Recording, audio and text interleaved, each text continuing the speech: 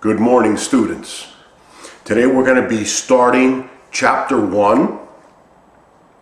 For those of you that haven't purchased the book, you have until the end of the week to purchase the book. I will be covering only part of Chapter 1. I want to give everyone a chance to go out and purchase the book. So please do so as soon as possible, okay? Now, we're going to start with Chapter 1 called Understanding Psychology. And basically what this chapter does is it explains exactly what psychology is and exactly how many different approaches there are to psychology, okay?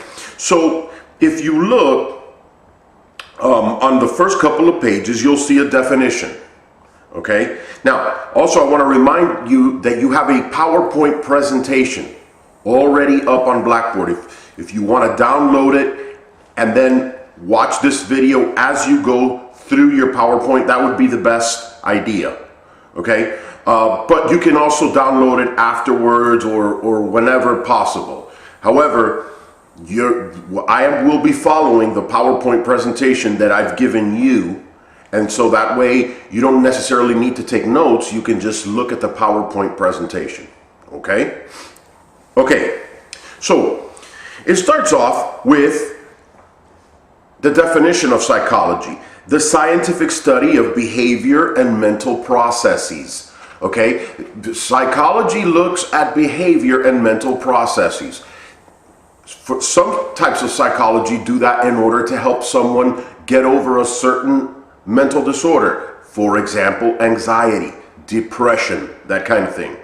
Other psychology looks at the types of thinking that you do because they want to help you improve or become successful in your career, okay? There are different aspects of psychology, and most people think of psychology as something that just helps sick people get well. If you're having depression or anxiety, psychology will come along and help you. Yes, that is one side of psychology, but there's many other aspects to it, okay? Including, by the way, matching your type of personality with a certain career, okay? There's actually many types of psychology, and we're going to get into some of those, okay? Okay. It says that although psychology has been around for many years, there's still questions which psychology is studying, okay? And there's still questions which psychology is wrestling with, okay? Question number 1, should psychology only study outward observable behavior?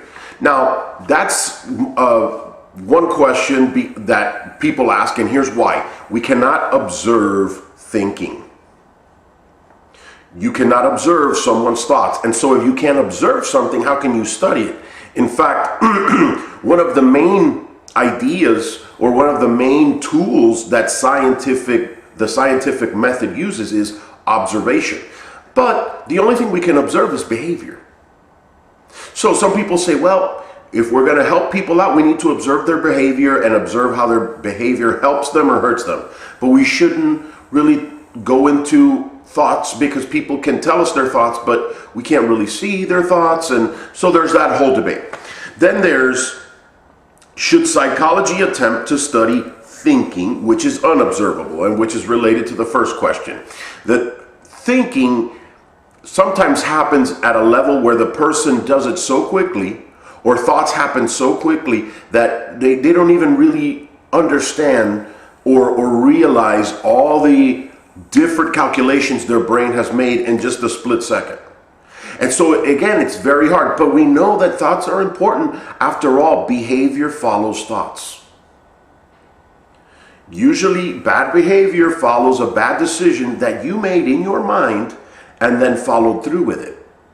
And there is some thinking that we can study because people will tell you, here is my thought process. Here's what I thought at the time. Here was my steps, the logical steps I took to arrive at this conclusion. So there is some form of study that we can do. And yet there's this whole debate, should we study thinking? Should we study behavior?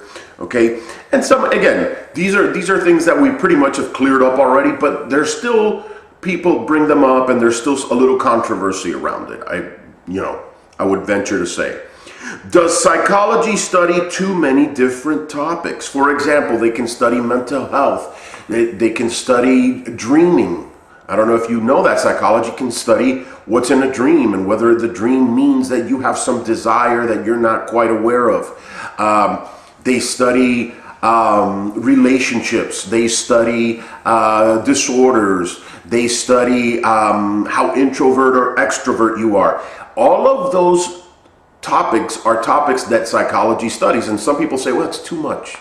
You know, psychology, it's just too broad. So that's another thing. Here's another one. Should psychology study the behavior of animals? And someone says, well, if we're studying humans, why study animals? Well, animals follow sometimes the same rules. I don't want to get too far into what behaviorism yet, but behaviorism is the study of how reinforcements affect behavior. Okay? If you give a baby, or a 2-year-old baby, a little treat after they do something right, most likely, if he or she likes that treat, they will repeat the behavior. I don't know if you know this, but it works the same way with animals. If you have a dog and you train that dog and the dog does something right, if you give the dog a little treat, the dog will repeat the behavior. And don't get me wrong, all human and animal species kind of do the same, we all follow that same pattern. If we behave in a certain way and it brings pleasure, we repeat that same behavior. If we do something and it brings pain, we usually stop. And again, that's true for the humans and it's true for the animal kingdom. If you do something and it hurts, you won't do it again.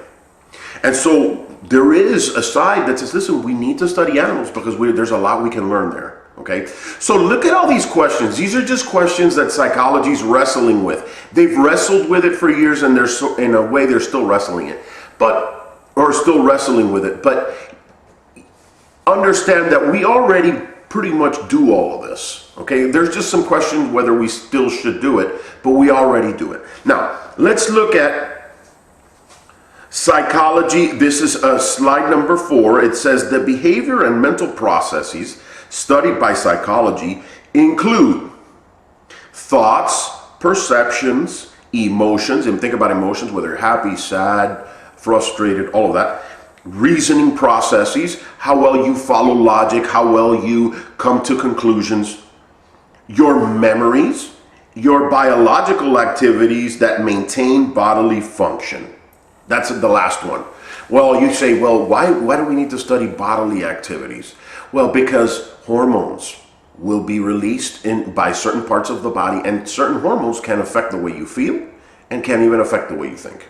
Okay, but look at all of that. Your thoughts, your perceptions. Okay, perceptions means how you interpret certain stimulus in your environment. Okay, or certain sensations. Sensation is what your senses pick up. Okay, if I hear a noise, that's a sensation. But I can have interpretation. That's a sensation. That's a perception. So I can say, I heard a noise. That must be someone's knocking at the door. Or I can interpret a noise differently and say, I heard a noise. Something must have fallen out there. See, those are perceptions. Now, you don't need to get so caught up in those minor little details I'm explaining at the moment. Just know that psychology studies emotions, thoughts, the way how logical you are, how you come to decisions, the hormones that your body releases and how it affects your behavior. All of those things are studied by psychology. Psychology tries to predict and describe mental processes and human behavior, as well as to help improve the lives of people using the scientific method. Now, I want to stop there because you heard the word predict.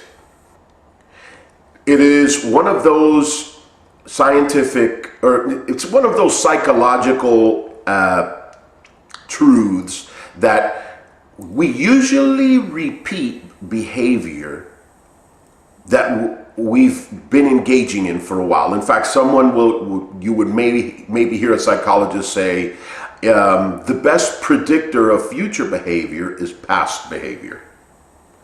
How do we know whether you're going to do something in the future? Well, have you done it in the past? If you've done it in the past, there's a good chance you're going to do it in the future. And if you've done something that's brought you problems in the past, you may, even though you don't like problems, you may not understand how your behavior is bringing about those problems. And if you've had problems in the past, chances are you're going to arrive at the same mistake again later.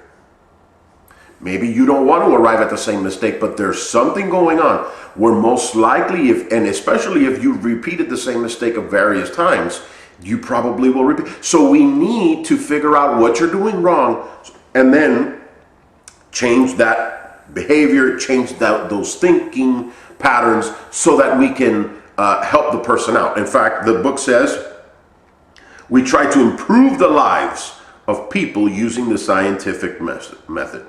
Okay, also in your book, at that point in the book, which is, I believe, like page number 4, there's a list of major subfields in psychology. And that's something that I'd like you just to briefly look over on page 4. Okay, let's continue on here. Let's talk about some of the different branches of psychology. There's one branch called behavioral neuroscience. It's a subfield of psychology that studies how our body influences our behavior.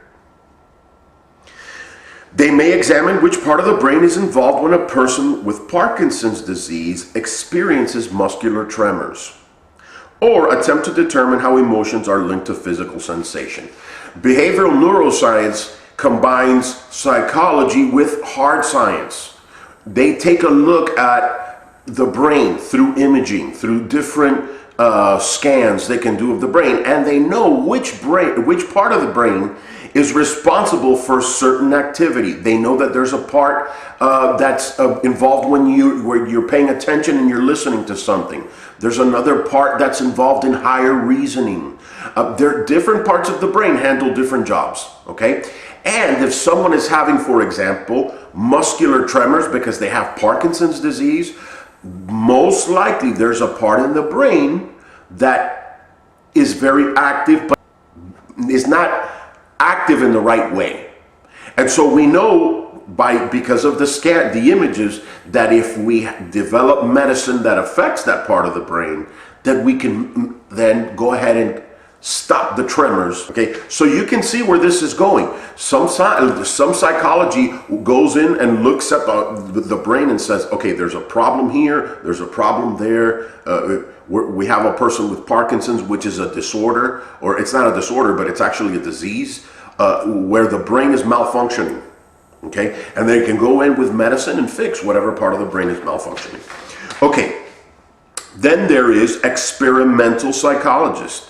It's the branch that studies how humans sense, perceive, learn, and think about the world. By the way, this is the next slide over.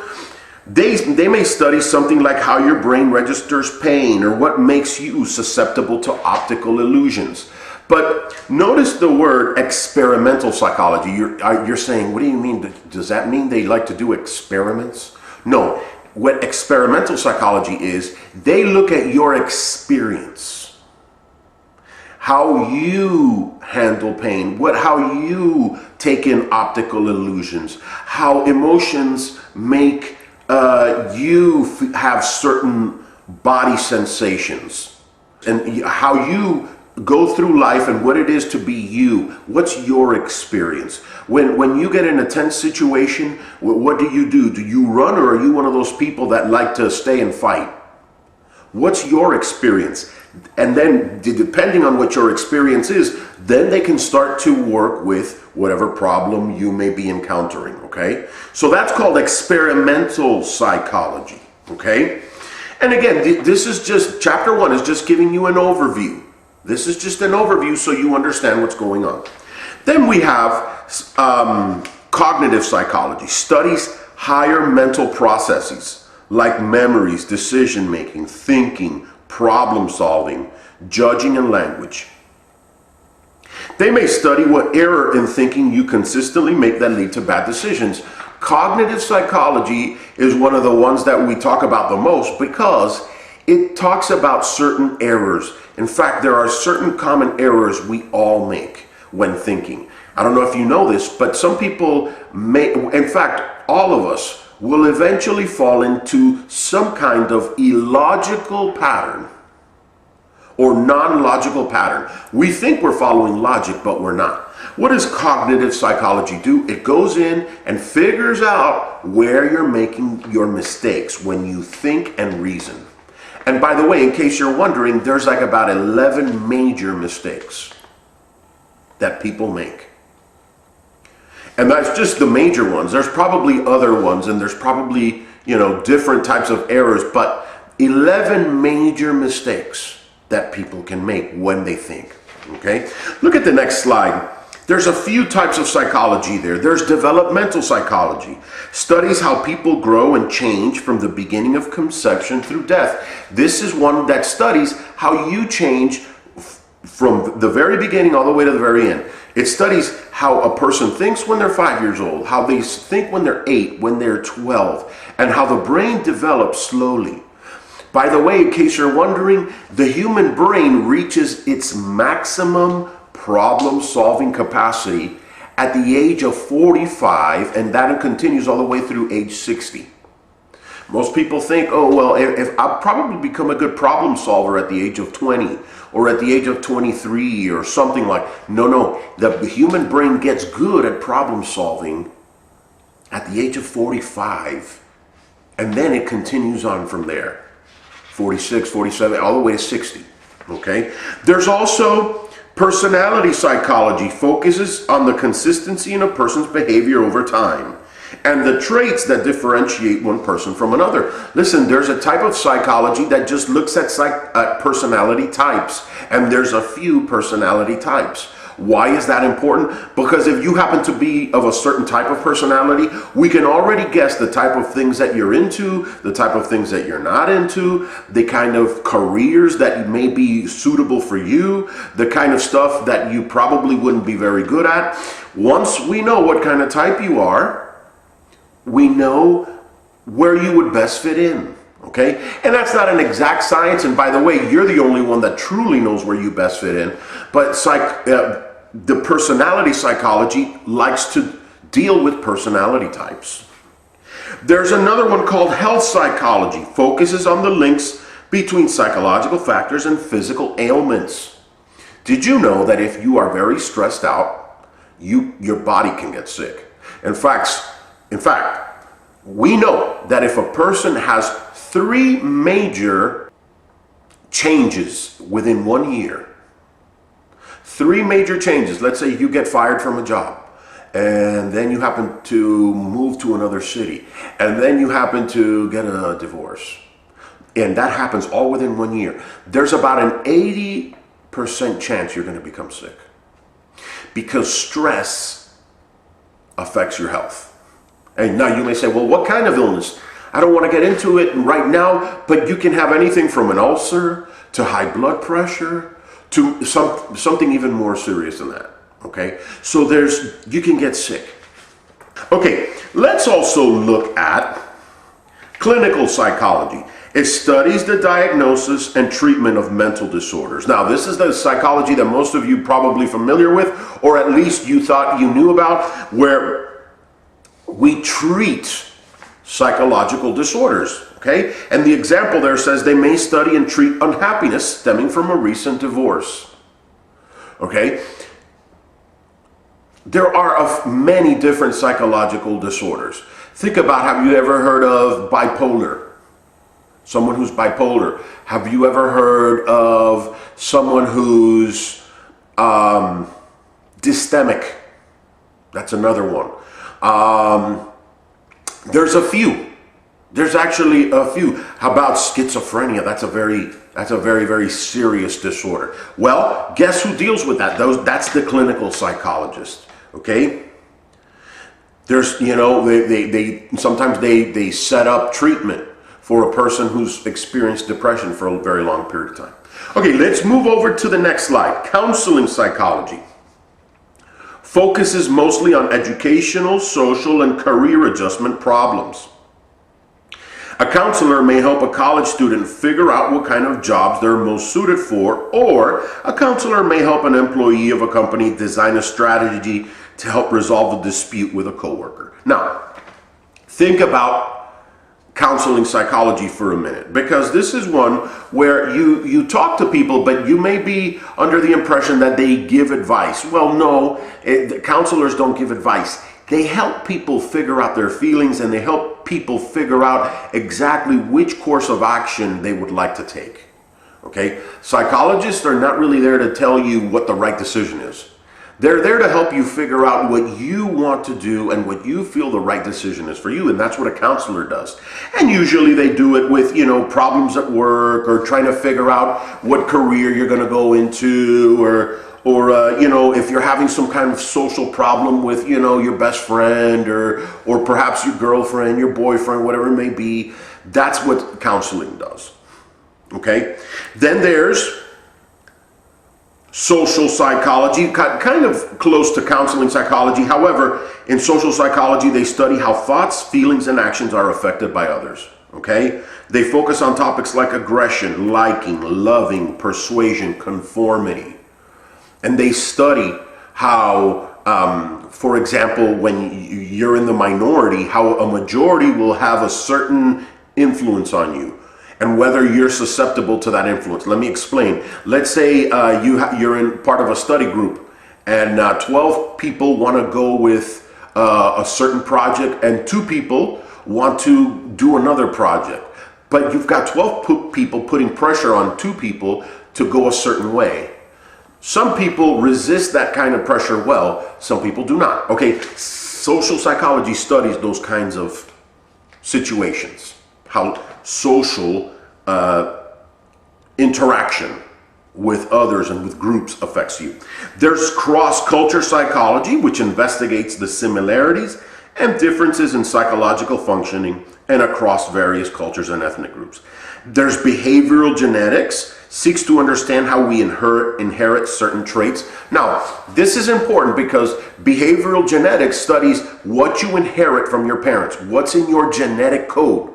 There are talents you can inherit from your parents, musical talent, perhaps mathematical ability. Some people understand and pick up math very quickly. However, there are certain things that you can inherit from your parents that you don't want. Certain disorders can be inherited.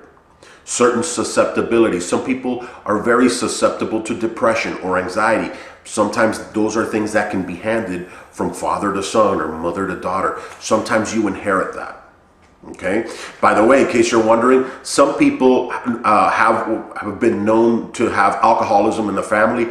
Guess what? Some people are genetically predisposed to becoming alcoholic. There is a sensitivity that they're born with, and that makes them become addicted to alcohol really quickly. There's something in their genetic code, and you'll see where a grandfather was alcoholic, and then a granddaughter, and then her daughter, and you'll see it passed down. Okay? And behavior genetics studies that. Also, there's clinical neuropsychology. It focuses on the origin of psychological disorders and biological factors.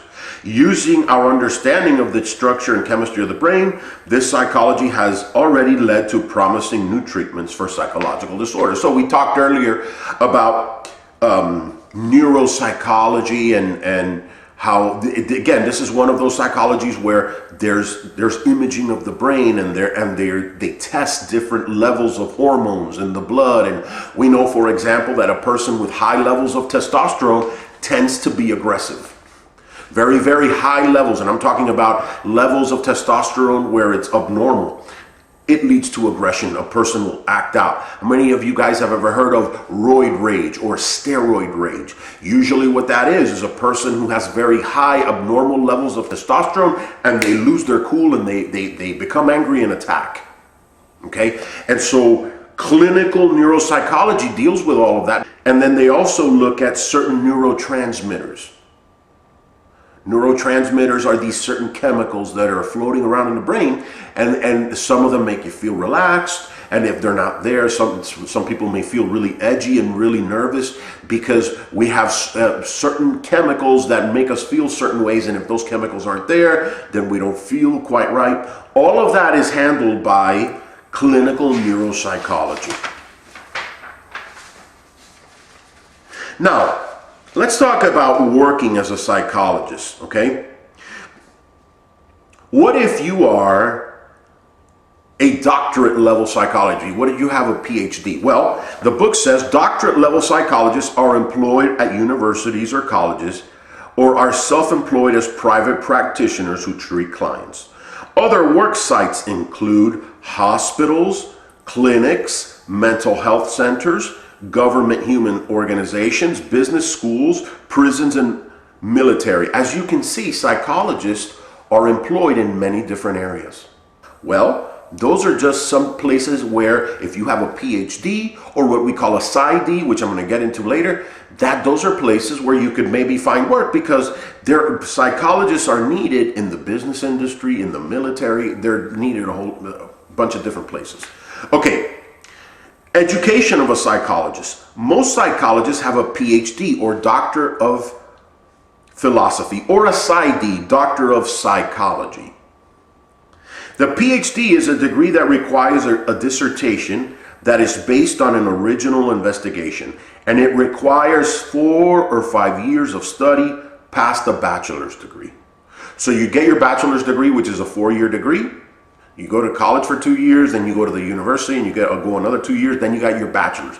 Then if you want a PhD, you got to do another 4 or 5 years after that. Same thing goes for a PsyD, by the way. It's a degree that is earned by focusing on treatment of psychological disorders. And it also requires 4 or 5 years. Now, PhD is more research-based.